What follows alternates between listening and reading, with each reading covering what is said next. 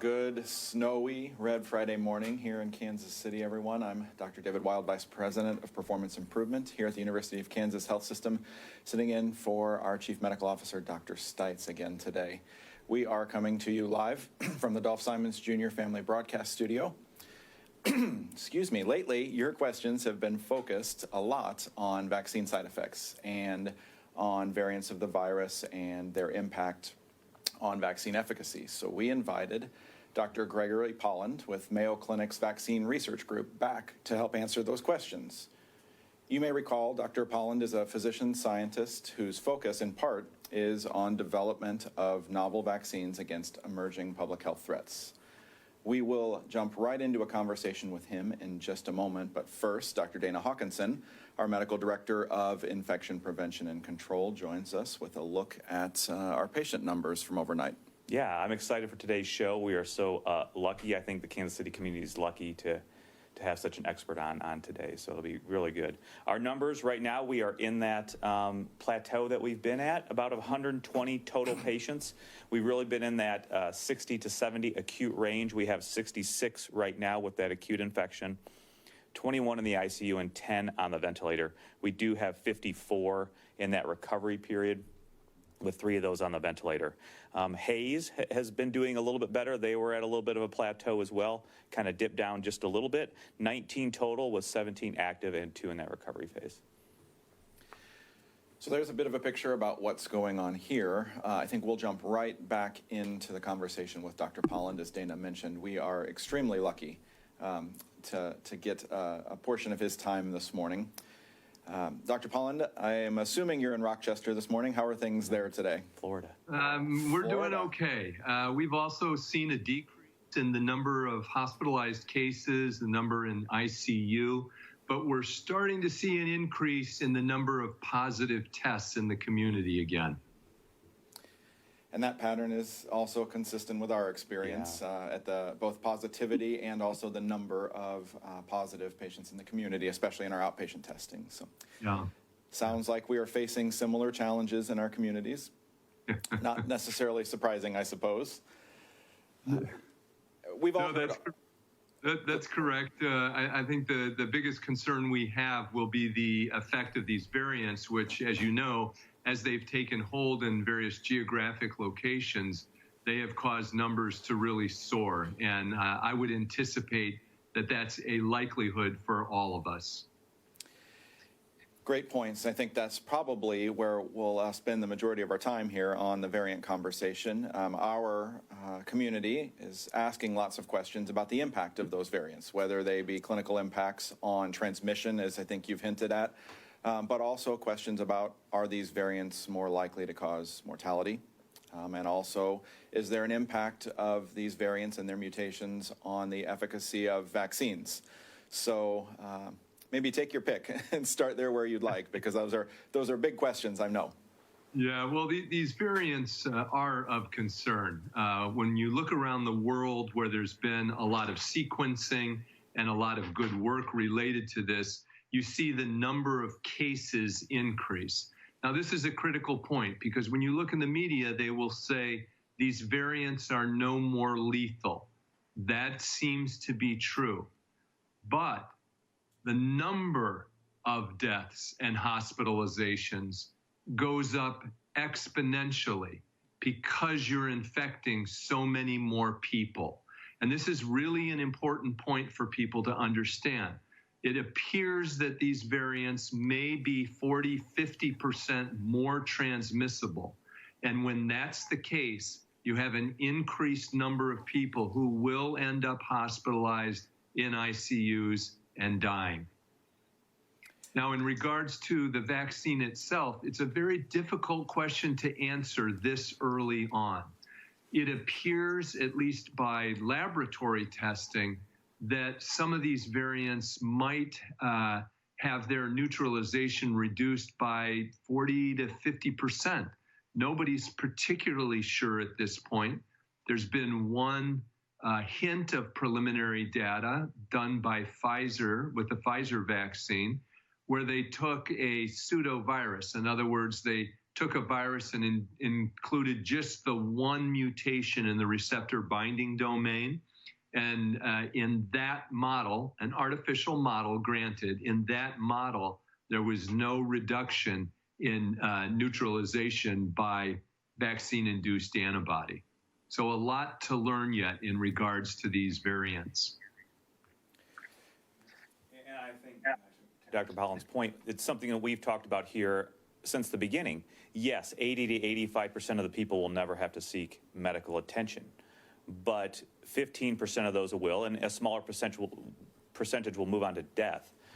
But if you have huge numbers of those, so as he was talking in the context of these variants, if you have more in huge numbers that are infected, more can get sick, the total numbers can increase, although maybe not the percentage of mortality that we have seen. And to his point as well, with the Pfizer, just like he said, they tested one of those. So the most common one that we have mostly heard about and been in the news is the 501 amino acid change or missense mutation that makes that change.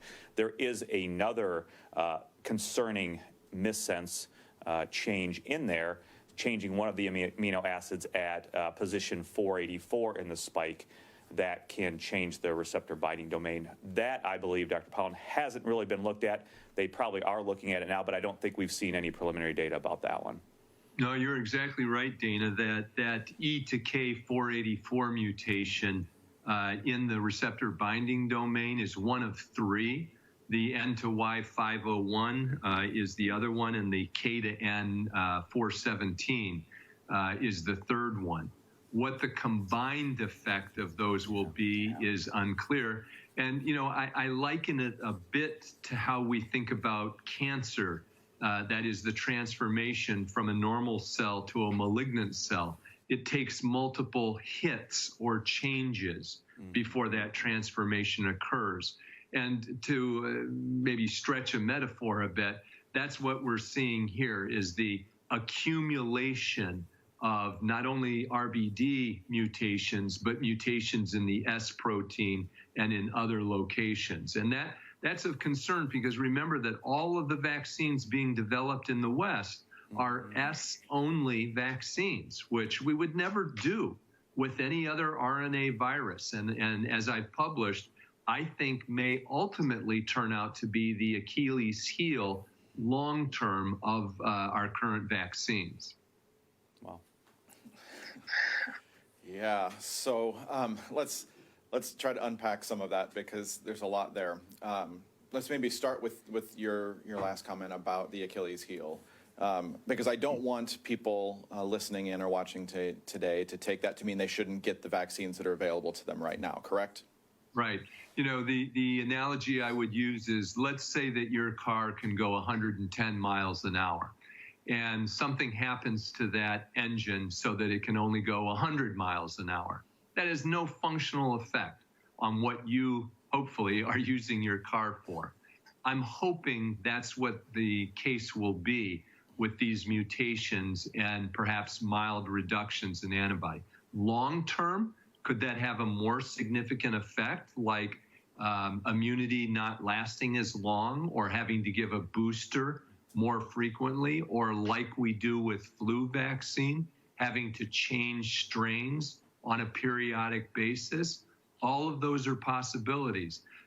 None of those are reasons to not get a vaccine now, because the threat that's in front of us right now is neutralized by getting the vaccines that we have available now. So wisdom would dictate, when you balance risks, benefits, long-term unknowns but concerns, get your vaccine as soon as it's available to you. I think those points are all important as we continue to try to explain these impacts of the variants to the community. I've often made the same sort of analogy as your speedometer, that this is not a light switch. It's not the vaccine works or it doesn't. It's not on or off. There's gray in between, and we're happy to be in that gray right now. It's the best we have. The risk of that gray is much, much less than the risk of disease, even at an individual level. That's exactly right. And you know, you have to recognize within all of this, while there are unknowns current and future, the context is a pandemic. The context is a pandemic where 1 out of every 850 Americans has died, where 1 out of every 15 Americans has been infected. And we're seeing what's happening in LA County, where literally they're concerned about running out of oxygen to oxygenate their patients. So the threat before us is the one that we have to attend to. The longer term uncertainties are what people like myself worry about as a vaccinologist. But that has no bearing on the importance of delivering and receiving vaccines that are available to us now. And I was going to say, and that is why we have these other companies and why we have promoted these other companies to be able to do that research, and different platforms, not just the RNA, but older platforms that we know of, inactivated viruses, viral particles, subunits, all of those things. So I think we have a good point where we are right now, but we also have those other companies that are out there doing that research. The point, I think, that we are in a really great spot because we do anticipate having a menu, if you will, of vaccine options that we can use in different ways and in different populations based upon their effectiveness and their immunogenicity in those populations is actually a good thing. It's not maybe even the normal process, if you will, for vaccine development, correct? That's a very good point. Never, let me just be clear, never in the context of a pandemic have we had the luxury of multiple different vaccines and more to come. Very quickly, I think by the beginning of February, estimated time frame, we may well see an EUA for the Johnson & Johnson vaccine, followed probably shortly thereafter by the AstraZeneca vaccine. So that will be 3 different types of vaccines, 4 vaccines total, that we will have in our armamentarium. So as we talk about having different vaccines available and pivot maybe a little bit from the design of the vaccines and how they work to the questions around how we might increase at least first dose vaccination of the public. Lots of questions this week around the risks and rewards of releasing all doses rather than holding back second doses as a sort of national strategy. Thoughts from your perspective on both the risks and benefits involved in pursuing that strategy? Yeah, you know, this is a really interesting one because, again, the context is a pandemic that is sickening millions and causing deaths in the hundreds of thousands. The estimate by CDC as a result of likely these variants and all the holiday travel is that in the next 3 weeks or so, we'll see almost another 100,000 deaths. So again, that's the context. The clinical trials, that is where we have data, suggests that you get your 2 doses 3 weeks apart for Pfizer, 4 weeks apart for Moderna, and we know that that is safe and effective. What we don't have data for is any variation from what happened in the clinical trials. But we have biology and we have understanding. And in fact, for no vaccine available in the US is a longer interval between doses detrimental in terms of ultimate antibody response. Granted, during that time period, you, or at least some people, will remain susceptible. But in other words, a longer dosing interval doesn't lead to less efficacy. We don't know that with these vaccines, but we have that understanding of the immunology. In fact, some data that will be coming out is that in some of the clinical trials where they did have longer intervals between doses, in fact, up to 12 weeks, people actually developed better immune responses. We don't know that about all the vaccines, but we have some hints of preliminary data. So with that understanding, and when you look around and you see the number of cases that are occurring, you have 2 choices. We stick just black and white with the data that we do have, or you say the important thing is to get as many people on the road to immunity by providing as many people with a first dose as possible, and then catch up with your second dose as supply allows. given that the manufacturers have said they will be able to increase the number of doses that they make available. With that understanding, my own sympathies lie with beginning to immunize as many people as we can, particularly in the high-risk group where you see the majority of the real morbidity and mortality. I think your point around the impact or message of, for example, the Moderna CEO who said, do not worry about our ability to make second doses. While that doesn't provide solid, hard numbers for those of us who like them, we have to assume that the federal government decision makers have an idea of what those numbers are from Moderna and are not concerned. And I'm completely in your camp. Given what we know now and the impending risk of variants that might be significantly more transmissible, there's a very good argument to be made for taking what we know and getting doses in arms in whatever way we can. Yeah, I think you're right, David. And in fact, I think that's going to turn out to be the opening strategy of the new administration. And I would put that in the context of also making sure those people who get the first doses do go back and get their second dose and not just leave it at that first dose. You know, Dana, that's a very good point, and that's a concern that many have voiced about a strategy of, you know, just giving everything that we have right now. And that's something for everybody that can hear us to understand. You need that second dose to have the highest level of immunity and to boost T-cell immunity, which long-term may turn out to be very important in protecting us. So 2 doses is critical. We might see a 1-dose preparation with the Johnson & Johnson vaccine, but for the mRNA and the adenovirus vectored vaccines, it's 2 doses. And I'll revisit your point, I think, for clarity, that in all of our experience, we know that a longer delay between a first dose and a second dose for other vaccines does not reduce the efficacy, the ultimate immunogenicity, the immune response generated by that vaccine series. And so in this case, if you were scheduled to get your Moderna 4 weeks after your first and it happens to be 5, that's okay, right? Yeah, I cannot imagine any significant ill effect of that.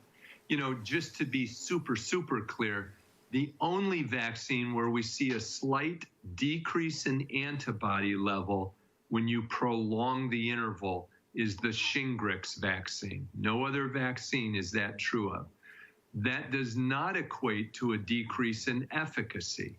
So the statement stands that for no vaccine licensed in the U.S. is a longer interval detrimental to efficacy.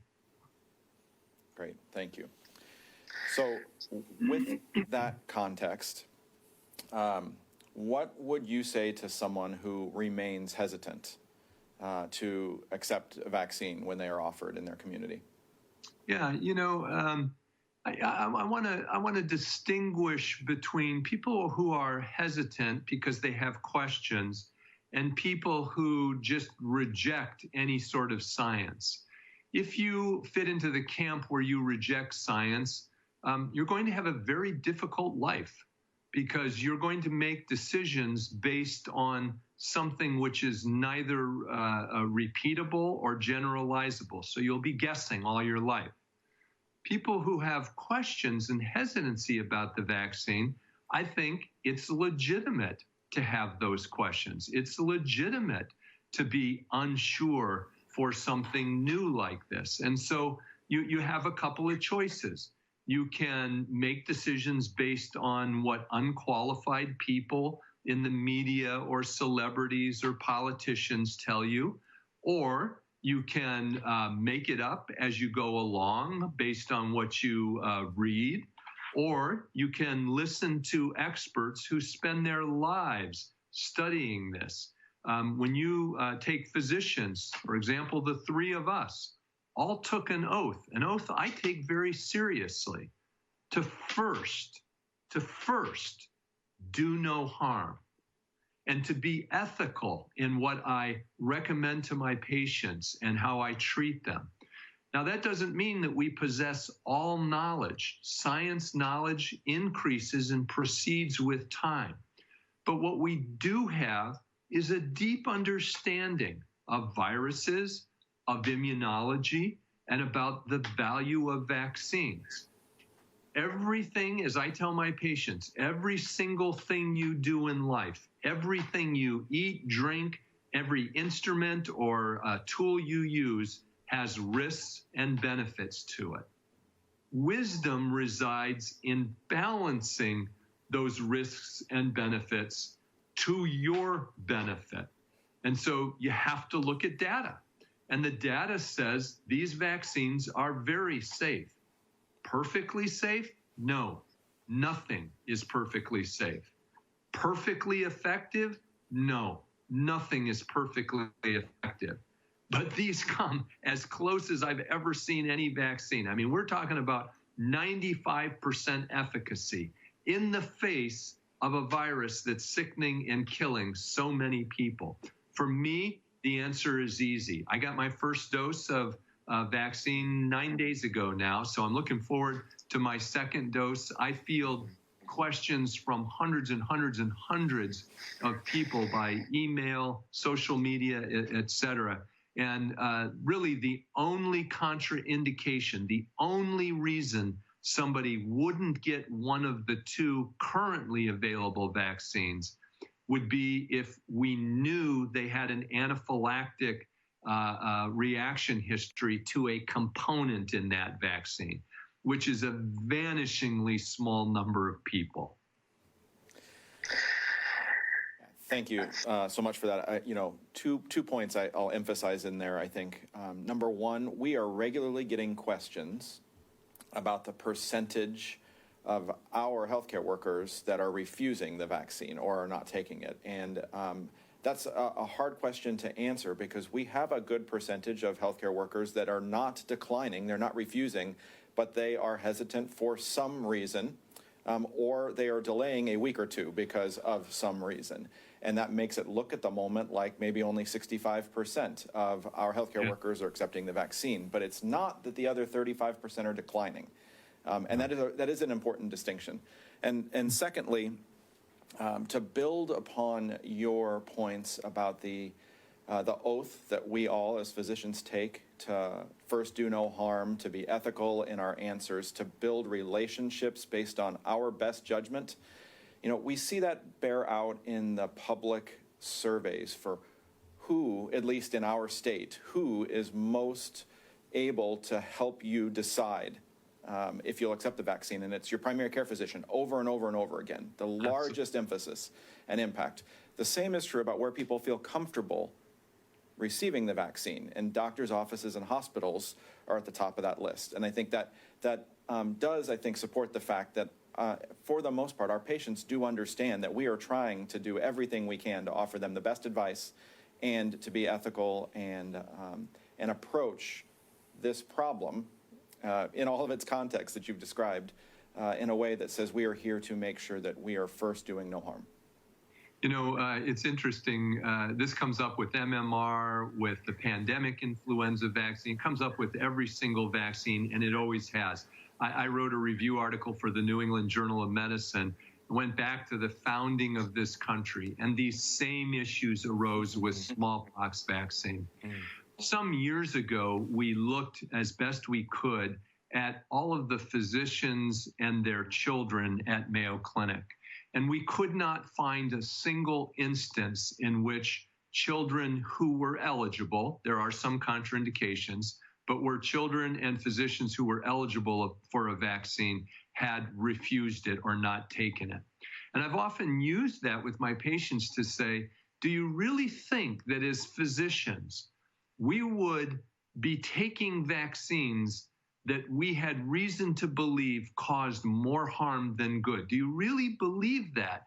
Because if you do, you're really going to be in a bind in terms of getting any medical advice, because it says that you really don't trust the ability of physicians to understand the data and communicate it in the best way possible to you.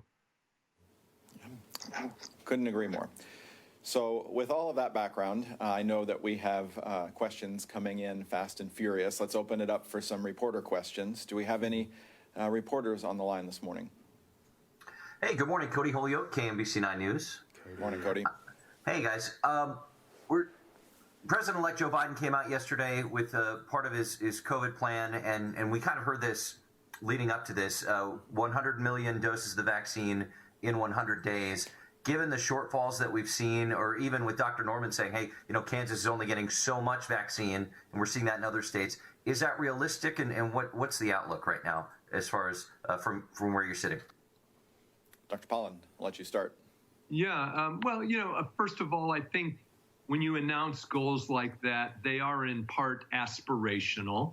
But having said that, I think it is quite reasonable that we will get to 1 million doses a day administered throughout the country. It will take a change in tactics. I personally don't hold the belief that we should deliver immunizations only during bankers' hours. I think we should probably start at 6 in the morning and go till 10 at night, or maybe longer, and develop mass immunization centers. I think if we do that, given the supply we've been told will be available, I think it is at least, if not fully, almost fully achievable. And I'll build on that, Cody, here in Kansas City. So as we have been preparing, as the health system has been preparing to understand how we can play a role, as big a role as we can or as we are needed to play in the vaccination of the public, we've been taking what we have learned from vaccinating 2,000 of our own employees a day and building it into a plan that would allow us to do that 6 or 7 days a week for expanded hours in multiple places in the community if we're given the doses and the okay to do so. And when I say okay to do so, I don't mean like anyone that's going to hold us back or tell us no. I just mean that we'll need the doses and the people. Right? If the state plan says we can only do population A, B, and C, and we can't get them to us, then we can't be very helpful. So we're having those conversations. We don't have specifics yet, but we absolutely have the plan in place to say we'd be happy to do 10,000 a week or more if in our own facilities if we're given sort of the green light on both those fronts, inventory of vaccine and people to vaccinate. It's a really good point, and it's another indication where the population's unwillingness to adhere to proper masking and distancing has actually caused us more problems. In other words, our best qualified healthcare providers and workers are so busy taking care of sick people with COVID that it detriments our ability to deploy them to give vaccines. And so it gets to be kind of a catch-22. Cody, any other question? That's it for me for today. Thank you. Great. Thank you. Anyone else on the line?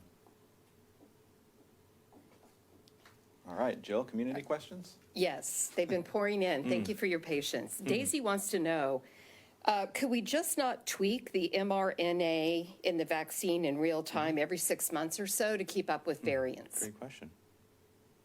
Yeah, when we bring that up, and, I don't mean to cause controversy by raising the issue, but rather transparency.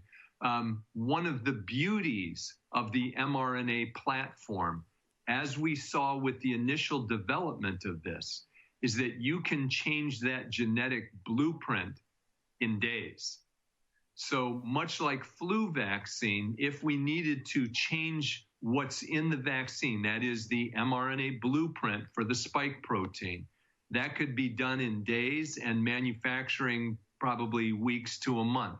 So yeah, very amenable to that. Cindy asks, what happens to the strain the vaccines are effective against right now? Do they go away?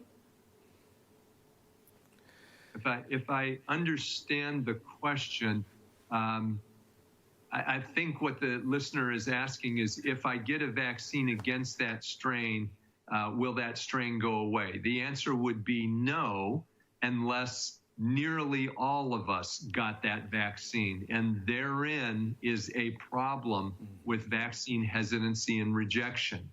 The best modeling shows that somewhere around 80+% of us are going to have to be immune to this virus very quickly to get rid of this virus, if that's even possible. By this point, it may well be that this is a virus that's going to be with us, at least for the foreseeable future.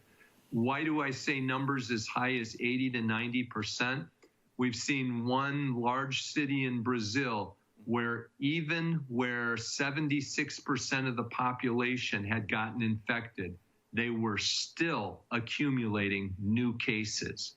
So again, when you deal with pandemics, the most difficult part is human behavior.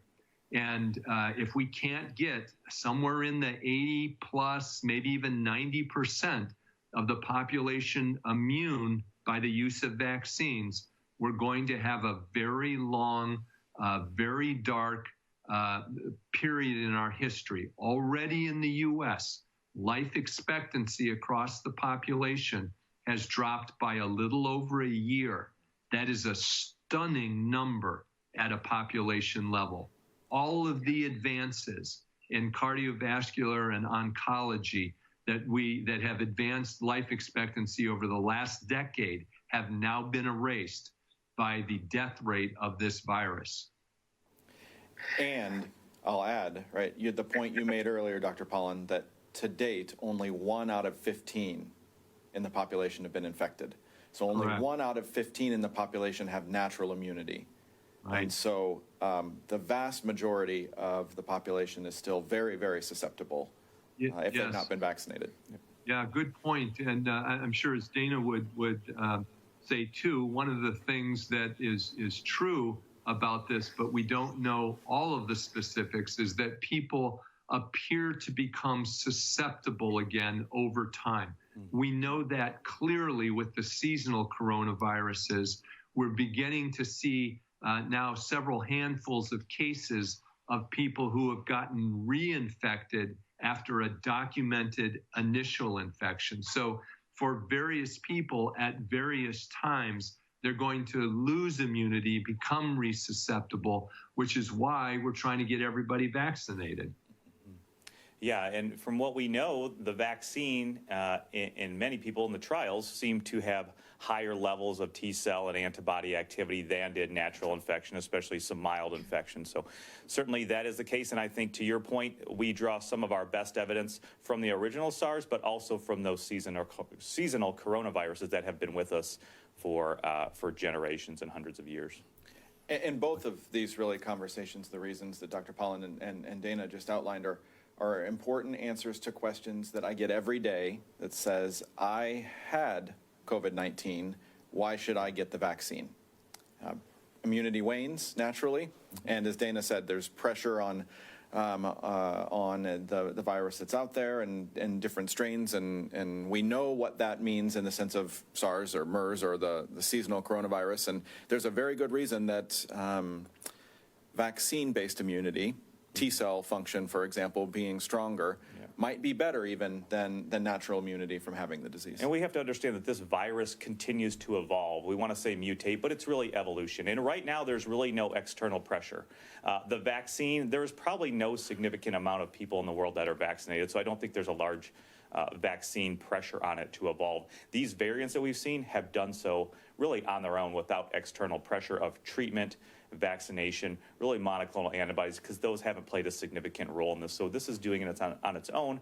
But again, that is nothing new. If you went back to the seasonal coronaviruses decades ago or poliovirus, we don't know how those changed. We can see how this changed because we now have the technology. So that adds another wrinkle into everything as well. Well said. Sue is traveling to California. She's had her first dose of the vaccine. She'll have her second before she goes. Her family is requiring that she get a COVID test prior to traveling. Will the vaccine make her show positive for COVID? The short answer to that is no. No. All right. Think twice about going to California. I wondered if somebody would react to that. Yeah, of all the places. Are there studies about vaccine studies being completed on lactating women? That question comes from Sarah. Yeah, I'm not aware of any study being done specifically on lactating women. We have no evidence of any harm, so we are immunizing lactating and pregnant women. We do have a modicum of data in pregnant women in that there were somewhere under 30 women who did not yet know they were pregnant in the clinical trials. Not all of them have come to delivery yet, but there's been no evident untoward effect. Limited data, but some data. All right. Joanne wants to know why the different cooling temps in both of the mRNA vaccines, if they're the same. Why different cooling temperatures?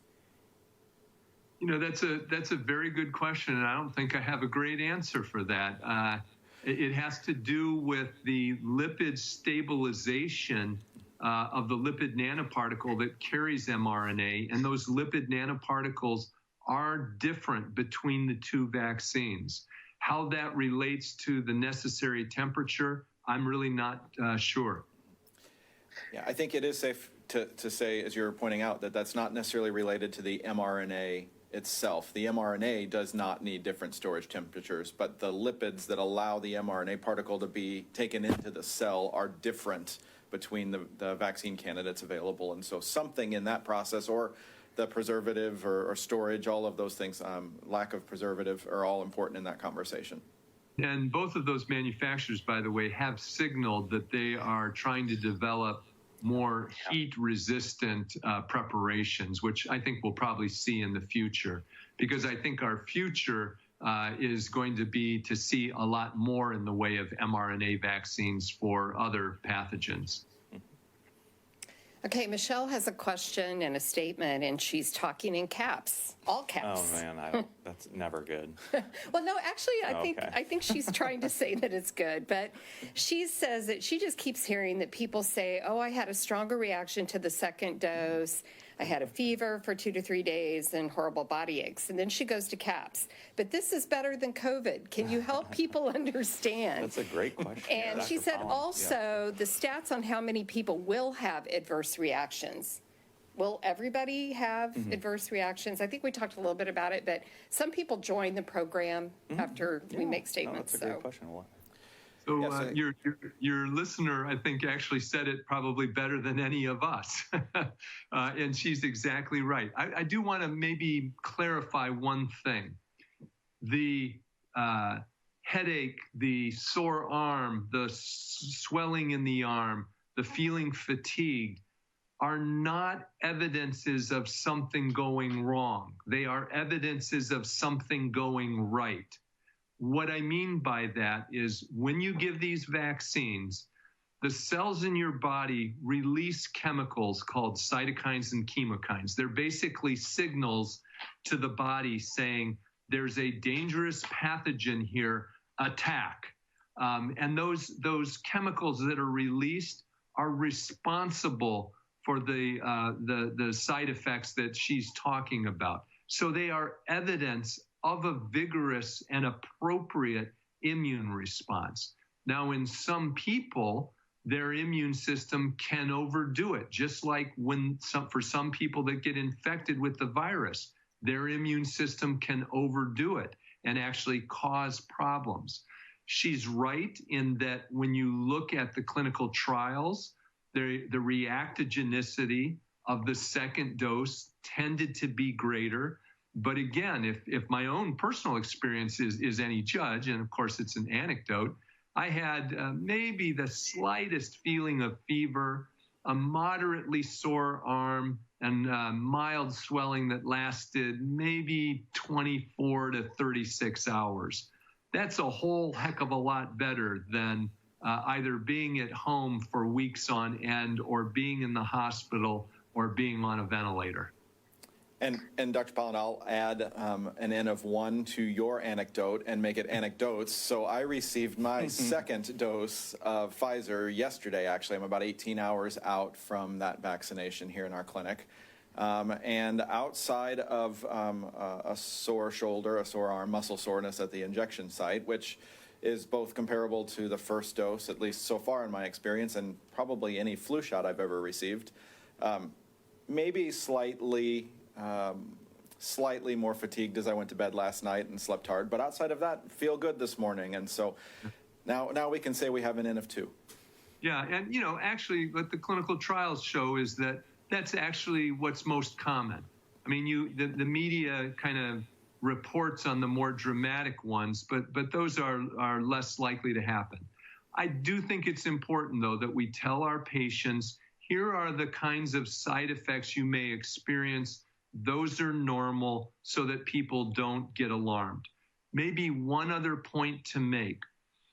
This injection of the 2 mRNA vaccines, for the adenovirus vaccine, for the eventual Johnson & Johnson vaccine, should all be mid-deltoid muscle injections. I take pictures of things that show up on media, and I regularly see injections being given too high, which can lead to deltoid bursitis, or too low, which can lead to nerve injuries. So it needs to be mid-deltoid, 2 to 3 finger breadths below the projection of your shoulder, but above the line where your armpit starts. And no bunching of the muscle when they give the injection. So just something for all of our listeners to be aware of. Yes, there was a very pronounced process to make sure yesterday by the nurse providing my injection that it was in the correct spot, and I appreciate that. And I would like to add personally that my arm felt like my sister gave me a knuckle punch. There you go. But she constantly reminds me that you feel pain differently than I do. And she probably won't feel it at all. So she's stronger than I am. She calls me a softie, so. Katie says, good morning. I've been waiting for today to ask my vaccine question to Dr. Poland and the KU doctors. I had Guillain-Barré syndrome over 40 years ago. I have therefore never been able to get influenza vaccine. Is that past condition a limitation with the COVID vaccine? I have heard both yes and no. So this would be a good one for both Dana and I to answer, and I'm happy to go first. So just a little bit of nuance. So Guillain-Barré syndrome, or GBS, is not a contraindication to getting flu vaccine. It would only be a contraindication if that Guillain-Barré had happened within 6 weeks of getting a flu vaccine. So that's point number one. Point number two is we know of no cases, no data that would tell us that there's any enhanced risk of getting one of these mRNA vaccines in somebody who had previously had Guillain-Barré.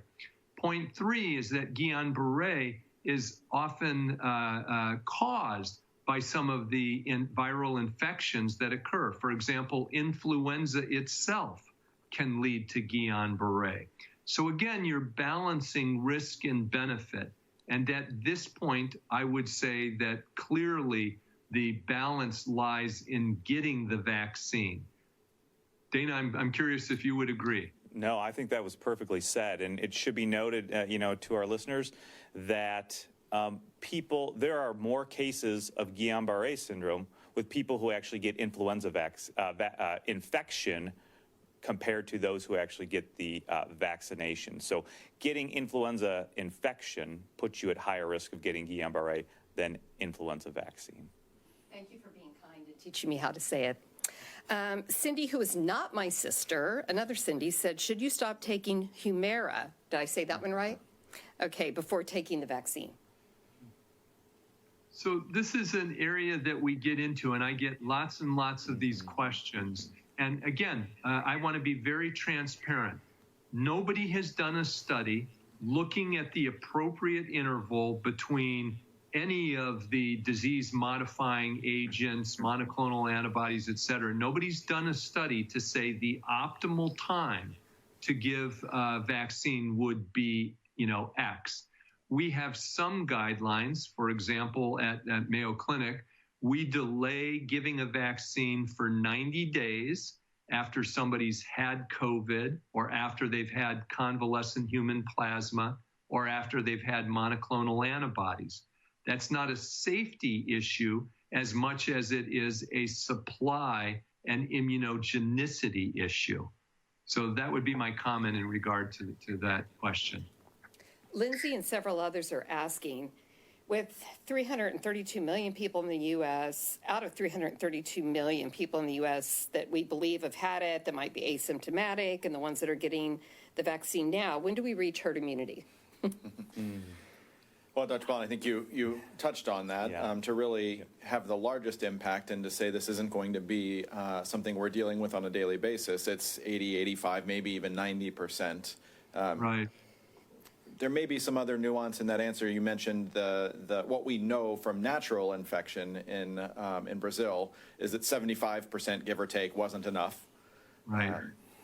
I think that, I'm regularly having conversations. I'm curious your perspective here on sort of the balance, the back and forth of the population benefit, right? Preventing transmission in the population and the things that we do to prevent that transmission, of which vaccination is one, right? Masking, all the other infection prevention pillars are others, but then the individual benefit in reducing my risk of severe disease or morbidity or mortality.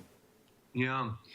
This is another area where I sure wish we would have more data and, again, be interested in Dana's impression here. But what we have so far is a hint that there is a decrease in transmission after immunization. What that percentage is unclear, particularly in regards to asymptomatic transmission. In the clinical studies, it was reduced by about 50% with one of the mRNA vaccines, but it had wide confidence intervals around it. And it's a very short period of time between dose 1 and dose 2. So it's not clear that that would reflect what would happen in the population, for example. So my sense is that we will see a decrease in transmission after vaccination. What's not clear is that dynamic interplay between our vaccines and these new variants. Can we take 2 or 3 more questions? I know that our time is kind of going long. Anil says, and Anil is one of our, Dr. Poland, one of our long haulers. He got the disease back in April and he's still fighting the effects. Sorry. He's a great guy though. So Anil asked, is there any cases of the vaccine causing a cytokine overreaction similar to COVID, or is it always a smaller overreaction?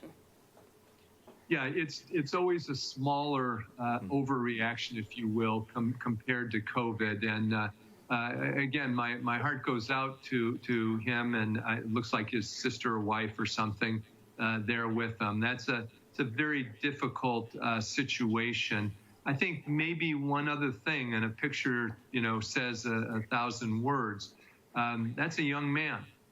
That's not, what the media portrays is all the complications are occurring in the elderly. And, we have a certain ageism problem in our society. That's a young, healthy, productive working man whose impact and whose family has been impacted by this disease. So this is a person where we would say, about 90 days or so after resolution of his infection, we would recommend immunization. We would have no evidence that the vaccine itself or any side effects from the vaccine would in any consistent or persistent way exacerbate his symptoms. Okay, and Isaac said he knows that he asked earlier in the week, but he wants to hear what Dr. Poland says. Not that he doesn't trust you, he just says he wants to hear another. Second opinions are good. He says if I take, we say that all the time, get a second opinion. If I take Tylenol after the vaccination to alleviate the side effects, will that impact the immune response itself? Well, this is a really good question. And again, good physicians and scientists would have mild disagreements with each other.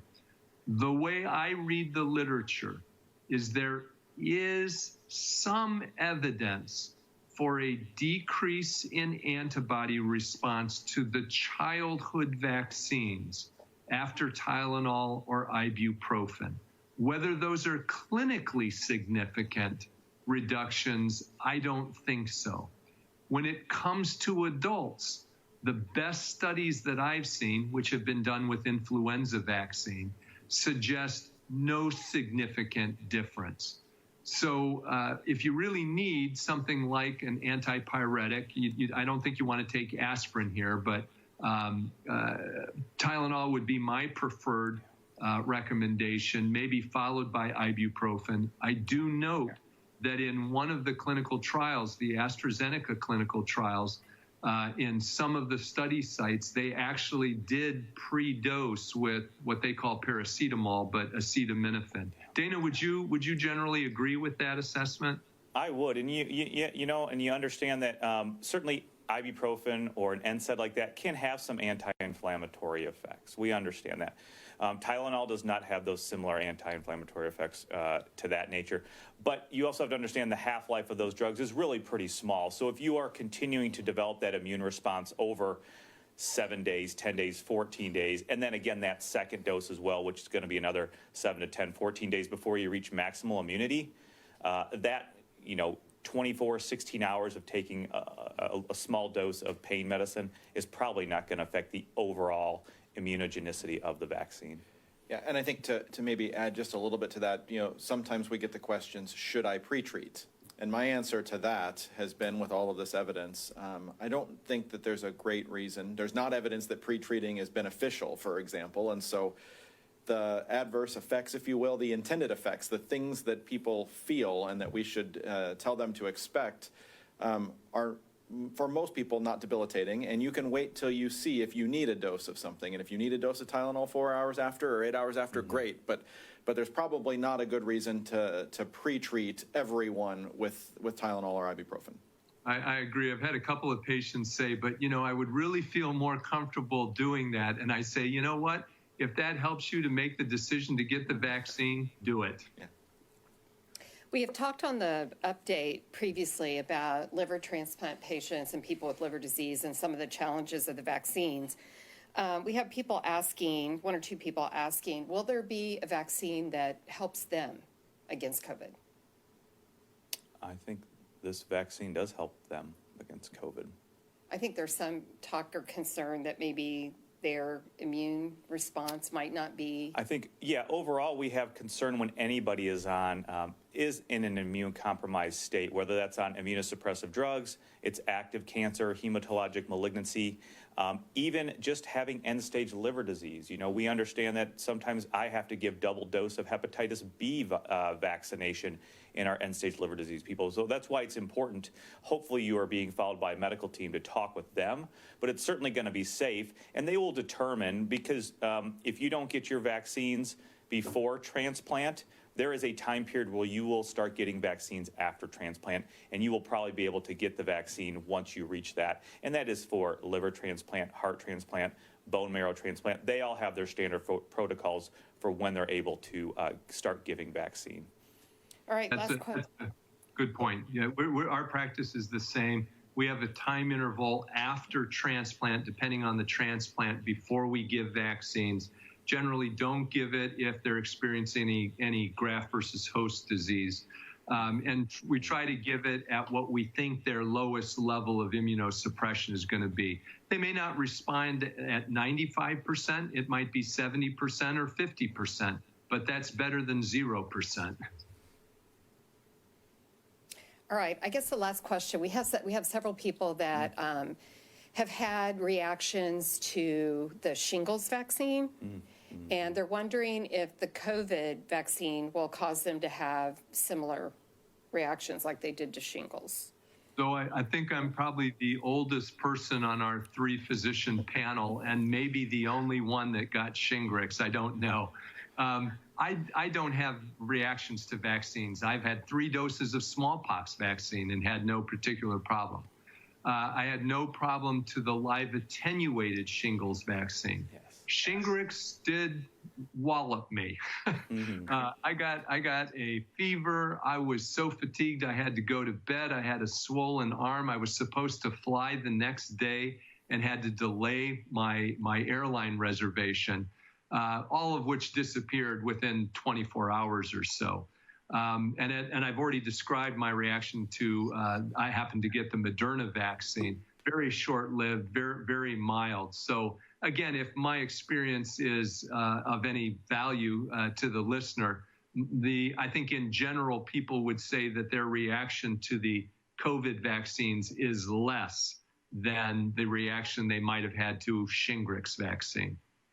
Yeah, and I would like to say that my birthday present to myself, when the day that I'm able to get it, I will be giving the Shingrix to myself. I think I would encourage everybody who meets that criteria and it's 50 or above, go get Shingrix. You do not want shingles, whether it's on your back or your face. It is highly protective, so please go out, talk to your either a pharmacist or your medical team and get Shingrix.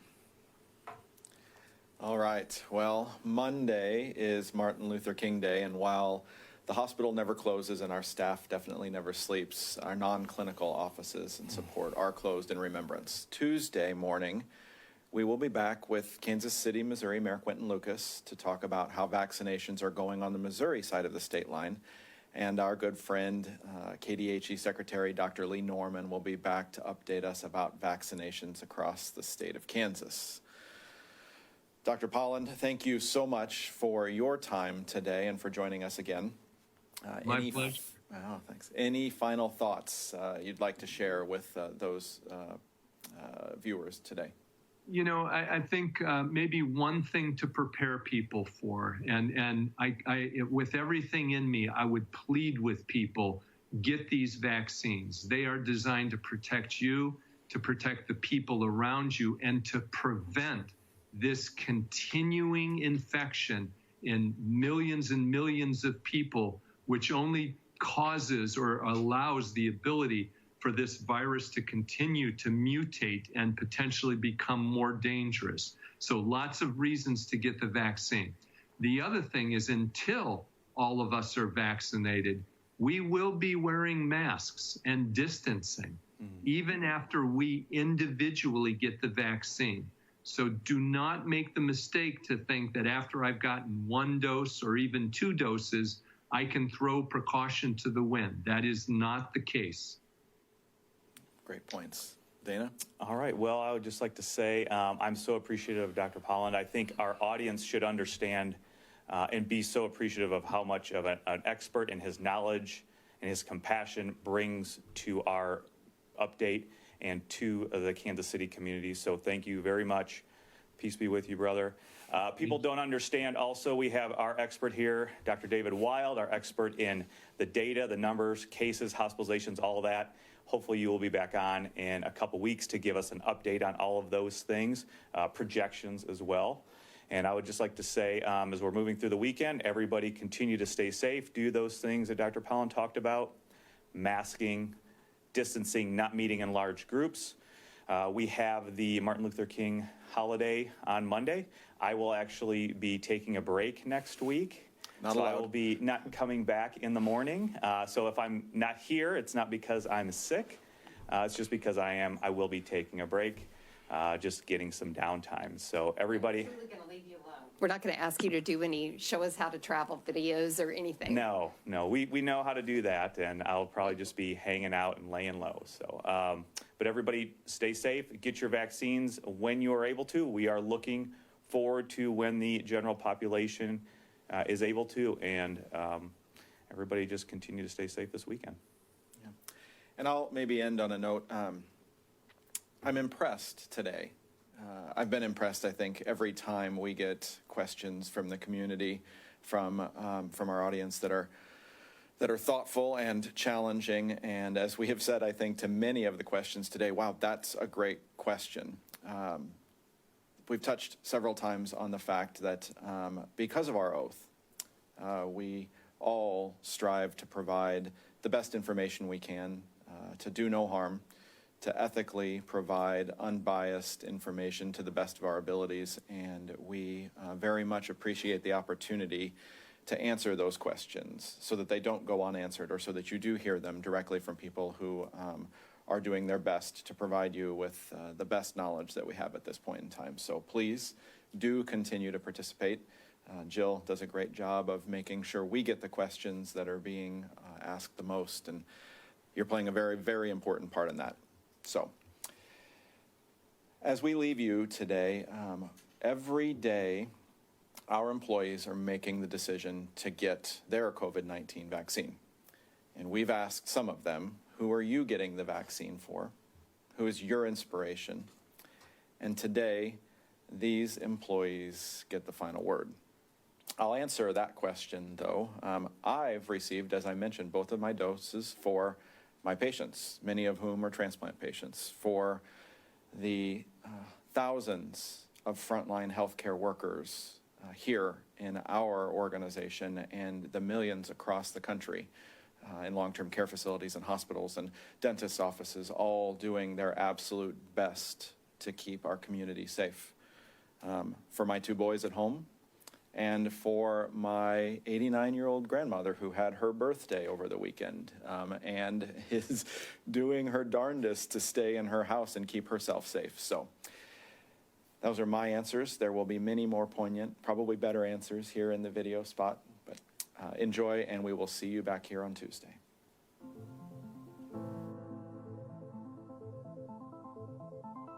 I vaccinate for all the patients that we've lost here and throughout the country who never had a chance. I vaccinate to protect the community that I serve. I vaccinate because I want to protect myself, family, co-workers, and my community. So I can see family and friends and travel again. I vaccinate because I want to help save the world. Because I have a 4-month-old baby to protect at home. To protect my immunocompromised son and my entire family. So I can protect my children, the rest of my family, my friends, and patients. I vaccinate for my immunocompromised husband, my newborn baby, and so I can smile at my patients again. I vaccinate because I've had COVID and I don't want anyone else to have to deal with it. I vaccinate because I'm a single mom and my daughter needs me. Because I've seen the data, it's been made public, and I trust the science. Because I want to hug people again, and I think it's one of the most altruistic things you can do. Because getting the COVID-19 vaccine is one of the most fulfilling public health acts I have participated in my 43 years in healthcare. Because this is the power that I have to help end this deadly pandemic.